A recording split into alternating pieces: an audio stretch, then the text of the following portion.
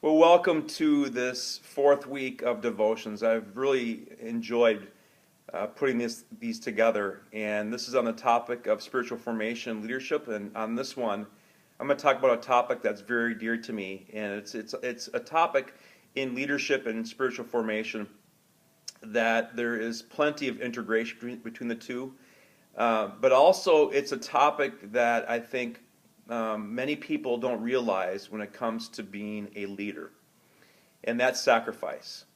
That to be a leader, it's going to cost you something. In many ways, it costs you a lot. In fact, I had a friend who, as he talked about being a pastor and preaching and leading a church, that in many ways that pastoral leadership could be symbolized by the Eucharist, the broken bread, that over and over as pastors and as leaders we experience brokenness, and that could happen in a number of areas. And I think from the outside, to be a leader or to be a pastor within a church, it seems glamorous. It seems like it's something that people want to do, but many people don't realize the incredible cost and the incredible sacrifice that you have to take. And it's not only in the church, but it's also something that we see in the marketplace. One of my favorite passions actually is to watch documentaries, and people call me a nerd as a result of that, but I love watching documentaries, in particular on leaders. And I just watched a documentary recently called Steve Jobs, The Man in the Machine. And it talks about and outlines Steve Jobs and the founding of Apple Computer and those early years where Jobs and his friend Steve Wozniak paid an incredible price in order to begin this new computer business. And it took many hours. It took personal sacrifice. It took all the money they had, for example. And they were working out of a garage. And those first couple of years were very, very difficult. And that's true of a lot of businesses, whether it's Apple or it's Facebook or it's Amazon. The entrepreneurs, the leaders who start those businesses, go through an incredible personal sacrifice. And I just watched actually recently a movie called Joy, and I went to a movie theater to watch it, and it's starring Jennifer Lawrence, and it tells a little bit of the story of this entrepreneur and innovator named Joy Magnan, if I have that last name correct. And Joy was a woman who was determined not to give up. And she's the one that founded and actually created the Miracle Mop, which was a big hit back in the 1980s, I believe. And she went on to create a number of other products. But in the movie that's directed by David Russell, we see Jennifer Lawrence portraying Joy, yet she's not full of joy. In fact, she goes through a number of challenges as a single mom in order to get this Miracle Mop, this product, licensed, and also to start a business based on this.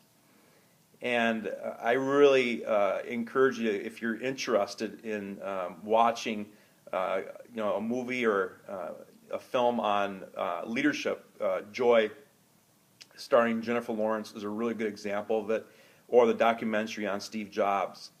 But as leaders, that's what happens. We pay a price.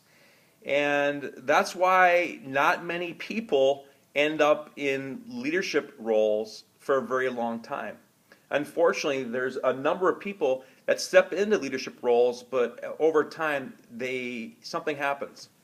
Maybe they have a personal crisis. Maybe they have a moral failure. Something happens because the cost is so great. So for you going into this class and be a part of this class is to realize the sacrifice it's going to take. In many ways, being a leader aligns us more and more in the way of Jesus Christ, because Jesus gave his life, sacrificed his life. so that all people would have the opportunity to have a relationship with God through him. Costed his entire life. And then we read about the disciples as well, and the great price they paid to be leaders of the early church, for example. And when it comes to your own ministry area right now, and your own church perhaps, or maybe it's a parachurch that you're leading, or maybe you're not involved in leadership yet, is to begin to think about the cost that it's going to take and the sacrifice it's going to take. It might mean that you may lose friends. It might mean that that you're insulted more. It might mean that you take some losses. Things don't turn out exactly the way that you had planned. I have a really good friend of mine and a mentor who once told me that, when we come into ministry, when we come into leadership, we want to have the skin of a rhinoceros and the heart of a lamb. In other words, we want to have thick skin and have a soft heart for people. But what happens over time is those two are inverted. We have actually the skin of a lamb and the heart of a rhinoceros. And we don't want to do that. So one of the steps I want to encourage you, that as you think about sacrifice, as you think about what it's going to cost you, is to ask for the transformational power and peace of Jesus Christ in your life. Paul reminds us in Philippians chapter 4 that for us, in verse 6, to cast all our anxiety and troubles upon Jesus.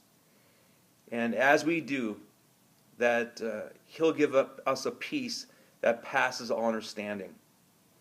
And that peace will guard our hearts and our minds in Christ Jesus. And that's my prayer for you, is that as you take steps as a leader, that even though you may face failure, or you may face challenges that really cause you discomfort, it causes you dissonance, it causes you perhaps to question yourself, that at the same time, in the midst of that the peace of God would show up in a powerful way, and that it would guard your heart and your mind in Christ Jesus. And I love that word picture that Paul paints in Philippians chapter 4, where he says that the peace of God will guard our hearts and minds in Christ Jesus. Because when he writes that, I believe that Paul is he's not necessarily in a prison. He's, I believe, in house arrest in Rome.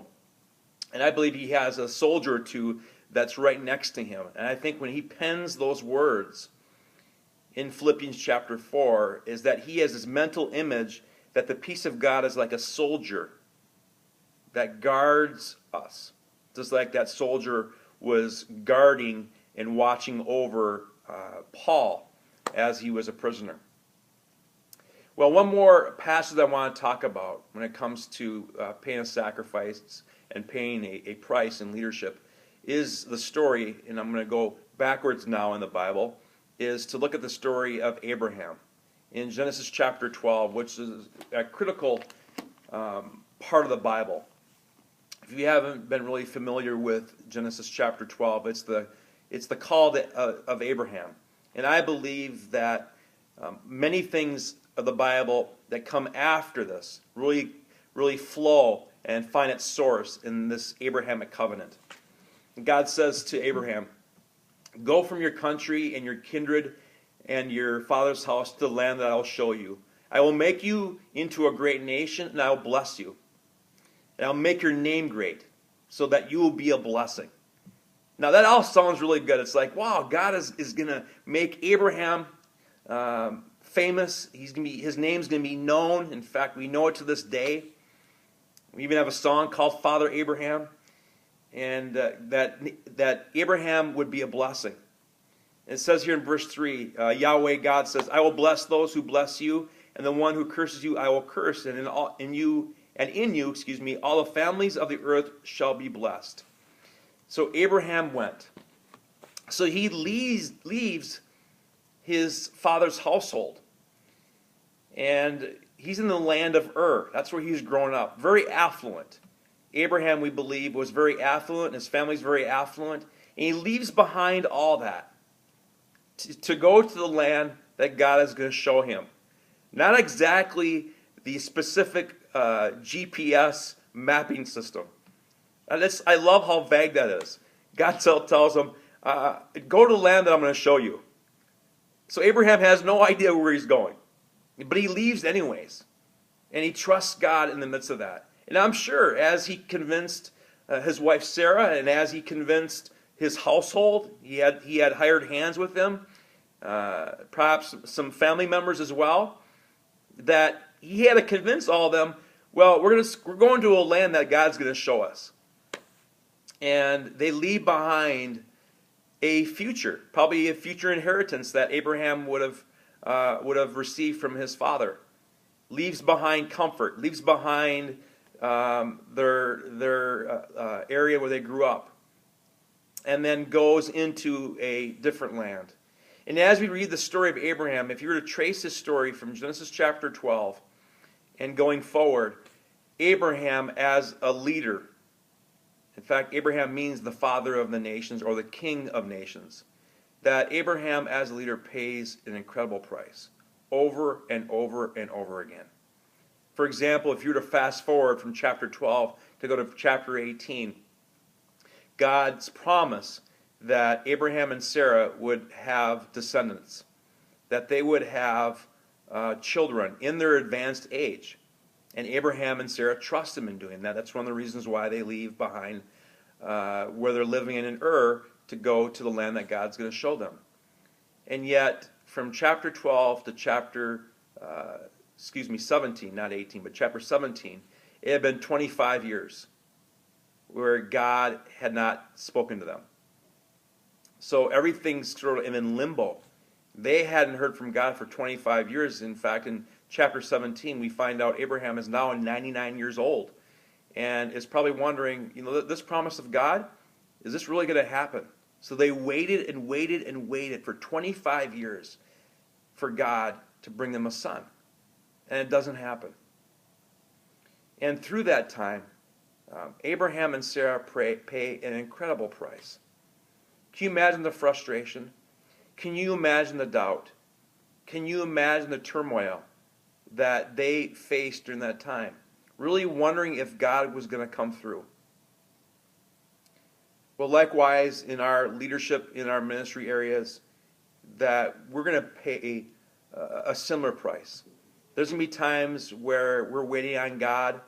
It might be 1 year or 2 years or 3 years. It might be 25 years, which in today's culture seems like a lifetime. I mean, we were so used to everything being so done quickly that everything has to be done within a few seconds. In many ways, it's a microwave culture that we live in. And yet, God's timing is different. And when that happens, it can really impact us. People begin to question our leadership. Trusted friends around us become frustrated, perhaps. But for us to know, as leaders, we're going to pay a price. And maybe it's not just waiting on God. Maybe it's not on trusting God to go in a certain direction. Maybe the price that you're going to pay actually is your family. Maybe the family you grew up with, they're not Christians. Or maybe they're very marginal Christians. But God has called you as a leader and as a pastor. And your family is beginning to question that. They're beginning to doubt that. They're asking you questions. Are you really sure? And even after you try to assure them and tell them that God has indeed called you to be a leader in a church or in a ministry context, they're very reticent about that. They don't give you much support or encouragement. And that can be a cost that we experience. And that might be a price we have to pay. But I want to encourage you to not give up. That in the midst of great cost, in the midst of paying the price, that you are becoming more and more like Jesus Christ. And to know as you lead.